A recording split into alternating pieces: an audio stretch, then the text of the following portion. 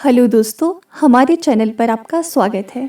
आज के इस वीडियो में हम टाइम ट्रेवल और पैरेलल यूनिवर्स से जुड़ी एक सच्ची घटना के बारे में बात करेंगे। कभी कभी ऐसी घटनाएं घट जाती हैं जिन पर विश्वास करना मुश्किल ही नहीं, नामुमकिन सा लगने लगता है। आज से 70 साल पहले कुछ ऐसी ही घटना जापान के एक एयरपोर्ट पर घटी थी, जो आज भी एक अनसुलझी पहेली की तरह है। दरअसल यहाँ एक रहस्यमयी शख्स आ गया था जो खुद को एक ऐसे देश का नागरिक बता रहा था जो असल में धरती पर कहीं है ही नहीं।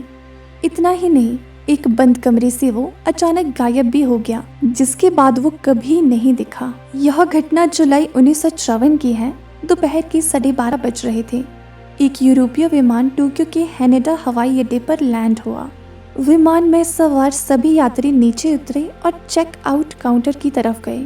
वहां बैठे अधिकारी सभी यात्रियों के पासपोर्ट की जांच कर रहे थे। तभी उन्हें एक ऐसा यात्री मिला जिसके पासपोर्ट को देखकर वो हैरान रह गए। यात्री के पासपोर्ट पर टॉरेड नाम के एक देश का नाम लिखा हुआ था। जांच कर रहे अधिकारियों ने इससे पहले कभी ऐसे देश का नाम नहीं सुना था। उन्हें वह यात्री संदिग्ध लगा, इसलिए उन्होंने इसकी सूचना सुरक्षा अधिकारियों को दी, जिसके बाद उस यात्री को पूछताछ के लिए अलग कमरे में ले जाया गया। अधिकारियों ने सबसे पहले तो उससे जापान आने का कारण पूछा।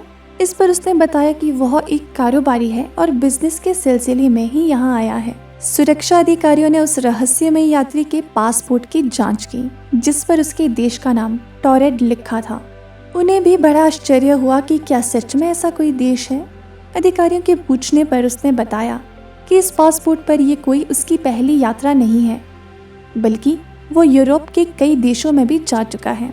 अधिकारियों को भी उसकी बातें सुनकर बड़ा आश्चर्य हुआ, क्योंकि उसके पासपोर्ट पर अन्य देशों के जो मुहर लगे थे वो बिल्कुल असली थे। फिर भी वो इस बात को मानने को कतई तैयार नहीं थे कि जिस देश से वह यात्री आया है असल में वो धरती पर कहीं है। सुरक्षा अधिकारियों ने यह जानने के लिए कि टॉरेड आखिर धरती पर कहाँ है, उस यात्री को दुनिया का मैप दिखाया और पूछा कि उसका देश कहाँ है। इस पर उस यात्री ने अंडोरा नाम के देश पर उंगली रखते हुए कहा कि यहाँ उसका देश है, लेकिन उसे ये समझ नहीं आ रहा था कि यहाँ टॉरेड की जगह अंडोरा क्यों लिखा हुआ है।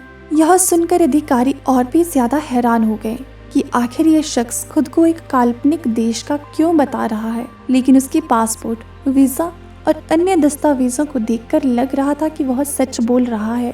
अब वो रहस्यमय यात्री सच बोल रहा है या झूठ, यह जानने का एक ही उपाय था, और वो ये कि वह कारोबार के सिलसिले में किससे मिलने आया था। अधिकारियों के पूछने पर उसने उस कंपनी का नाम बताया जहां उसे जाना था। साथ ही उस होटल के बारे में भी बताया जहां उसे ठहरना था।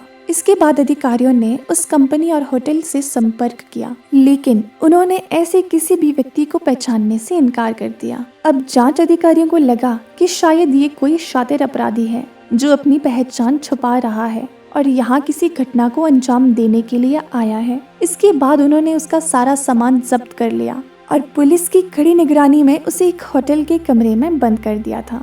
अगले दिन जब कमरे का दरवाजा खोला गया तो पुलिस यह देखकर चौंक गई कि कमरे में तो कोई है ही नहीं, जबकि बाहर पुलिस का पहरा था और कमरे की सभी खिड़कियों को पहले ही सील कर दिया गया था।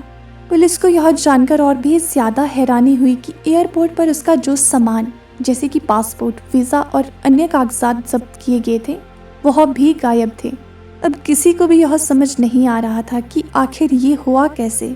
सोशल मीडिया पर इस घटना को लेकर कई कहानियां प्रचलित हैं। कोई कहता है कि वह रहस्यमय शख्स दूसरी दुनिया से आया था, तो कोई कहता है कि टाइम मशीन के जरिए वह गलती से यहाँ आ गया होगा और जब उसने देखा कि उसका राज खुलने वाला है तो वो कहीं गायब हो गया। अब यह सच है या झूठ ये तो कोई नहीं जानता, लेकिन इस रहस्यमय घटना पर कई किताबें जरूर लिखे जा चुके हैं। तो दोस्तों, आपका इस घटना के बारे में क्या विचार है? क्या सच में ये टाइम ट्रेवल की कोई घटना है या फिर पैरेलल यूनिवर्स के होने का सबूत है? आपका इस पे जो भी विचार है कमेंट सेक्शन में हमें जरूर बताएं। वीडियो पसंद आया हो तो लाइक और शेयर करना ना भूलें, और हमसे जुड़े रहने के लिए इसी तरह की वीडियोस के लिए हमारे चैनल को सब्सक्राइब करें।